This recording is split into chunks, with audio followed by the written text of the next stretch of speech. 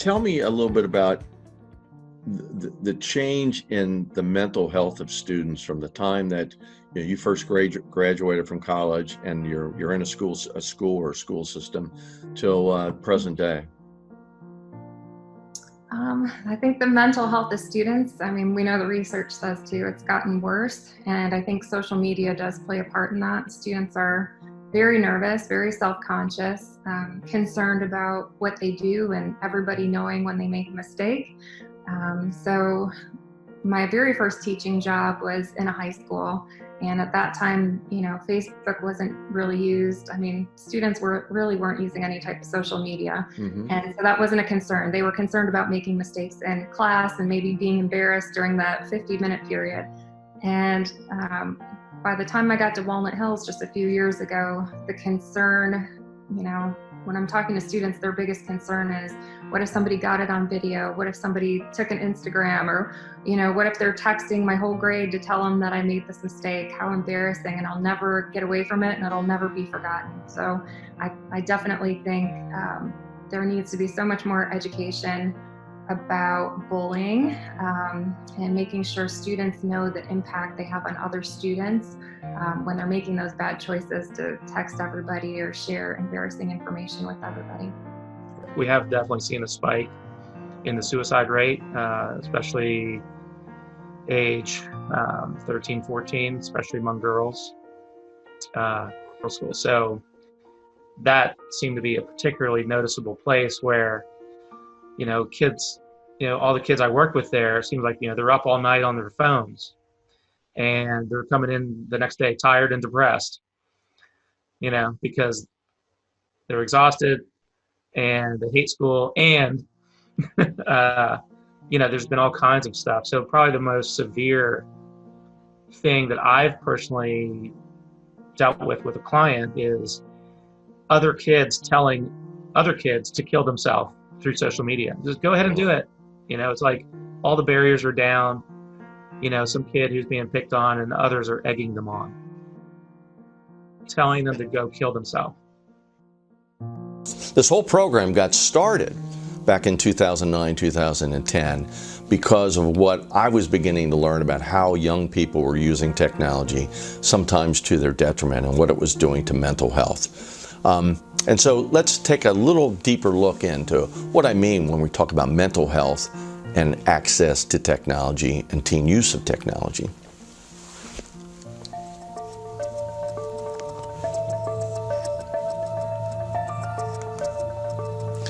So about 2 years ago, I did a survey, a national survey, and I asked this question to young women between the ages of 18 and 24. Do media and social media put pressure on you to look and act a certain way?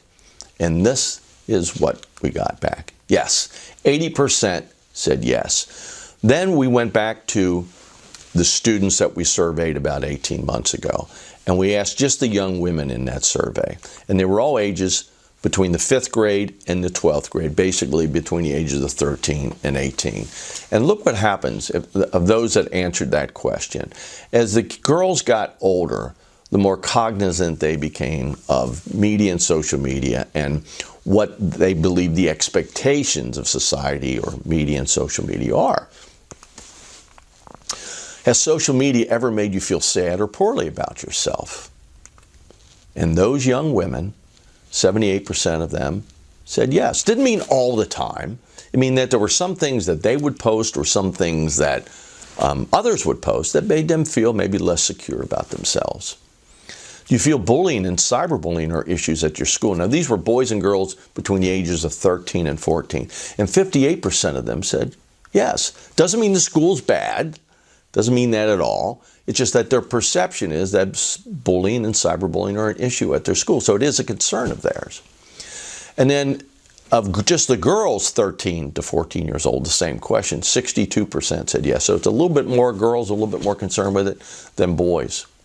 And because of this, At Children's Hospital, who I've had the great pleasure of speaking at multiple times, I had asked them for some statistics of what they've seen over the years, particularly as it related. My question to them was more related to from 2007 to present, but what they had, the stats they had were between 2011 and 2015. And they've seen a 70% increase of children coming to the hospital, oftentimes for a 3-day stay because of some type of mental health concern. This was in a pediatric publication about depression and anxiety.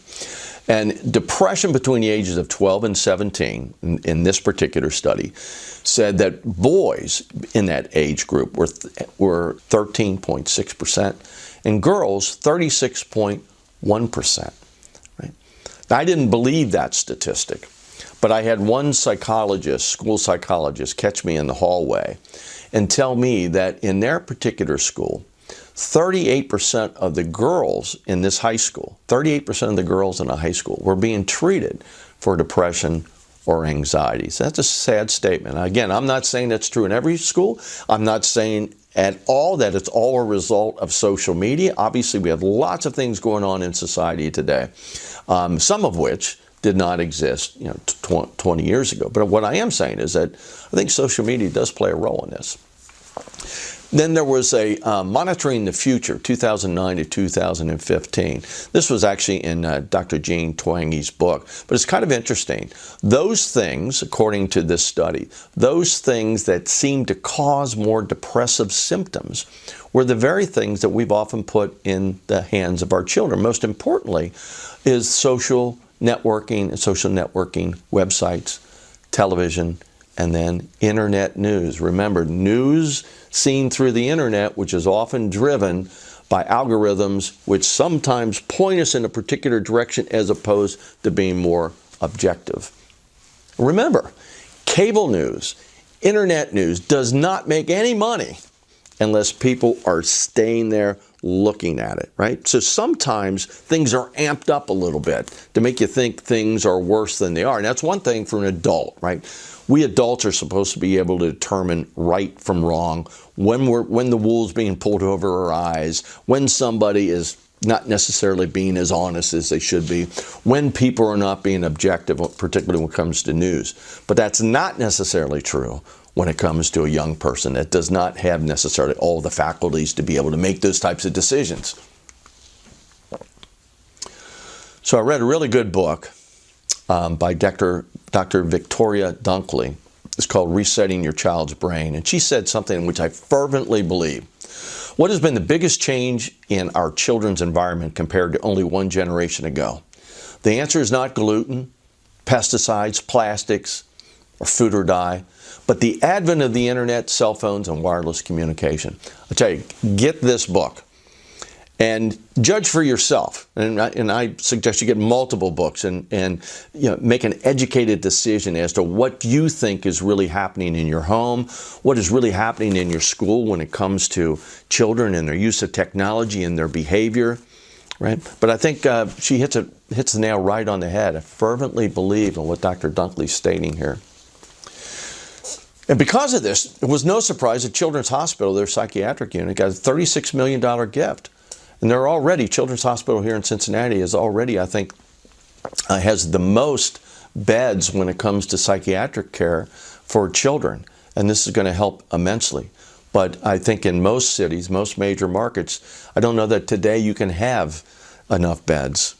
And this is a story about a woman, about a young man actually named Gabriel.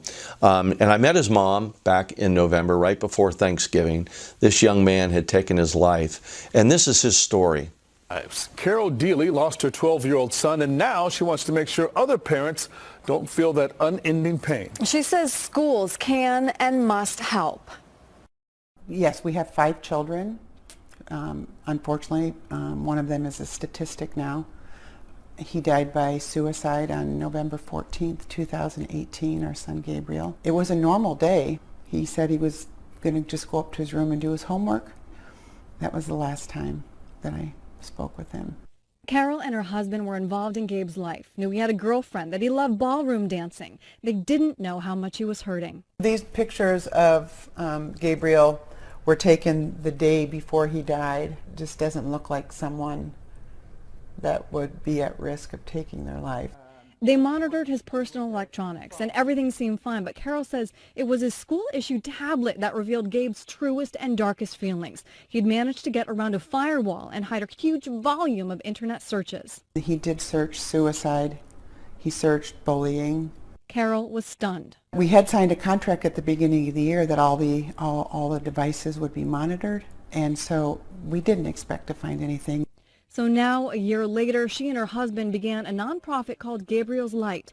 The mission to increase suicide awareness and show schools and parents how to monitor their kids' electronics before it's too late. We definitely would like there to be federal mandates for technology, the same way that there's mandates for other security issues in schools. One safeguard, internet monitoring and programs that offer keyword search alerts for parents and schools. Carol says there were other signs at school, including something one of Gabe's friends told her months after he died. We met with this child at the parents' request, and they said yes, that he talked about it at school. He would say things like, it'd be better if I wasn't here, or maybe I should just kill myself. He had done drawings that were different ways to kill yourself, and he had given a presentation in a religion class about a lonely, sad, isolated boy. Oh, yeah. Carol feels Gabe's absence every day. We're doing our best to try to make sure, try to help others learn from our loss to save somebody else. There's always been war. There's always been poverty. There's always been people rushed to the hospital, or moms and dads, brothers and sisters. There's always been people that have died. But this is the first generation to have 7x24 access to the world, and the world access to them. And we've given this technology to some of our youngest, our most precious. We have to help our kids manage this online world as if it is real life, because it is their real life. And it can play havoc with their future, or it can bless them in the future, depending on how it's managed. How do you do this? Well, I call it, you gotta wanna. You gotta wanna. That one word, you gotta wanna. You gotta wanna make it happen. You're in this race, you gotta wanna win. And you got to take the steps in order to make that happen. And there's some things you can do. Number one, we have to talk to our kids. Now, if you're a teacher, you're an administrator, you're a coach, you're a counselor, perhaps you're already doing that. But you only have so much control over what goes on in their home. But when I say you got to talk to your kids from a parent perspective, you got to talk to them and find out why they want the technology, what technology they want, what apps they're going to use, what are the apps other kids are using, and then you've got to do your homework and find out what is best for my child. And then you sign a contract.